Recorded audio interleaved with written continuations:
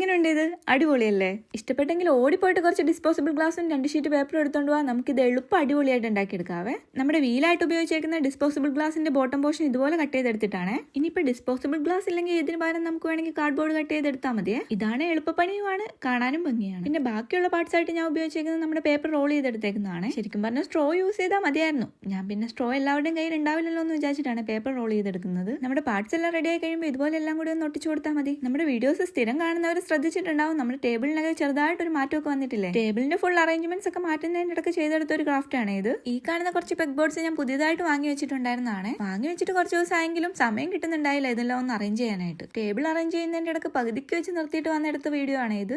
ഇന്നലെ തൊട്ട് തുടങ്ങിയ പണിയാണ്. ഈ പെഗ് ബോർഡ് എല്ലാം കൂടി ഒന്ന് അറേഞ്ച് ചെയ്ത് ഫിറ്റ് ചെയ്തെടുക്കുന്നത് കുറച്ച് ടാസ്ക് പിടിച്ച പണിയാണ്. എന്താണേലും പണിയുടെ ഇടയ്ക്ക് ധൃതി പിടിച്ച് ചെയ്തതാണേലും ക്രാഫ്റ്റ് നല്ല അടിപൊളിയായിട്ട് കിട്ടിയിട്ടുണ്ട്. അപ്പൊ നിങ്ങളുടെ അഭിപ്രായം കമന്റ് ചെയ്യണേ. പിന്നെ ഇഷ്ടപ്പെട്ടാൽ ലൈക്ക് ചെയ്യാനും സബ്സ്ക്രൈബ് ചെയ്യാനും മറക്കല്ലേ കേട്ടോ.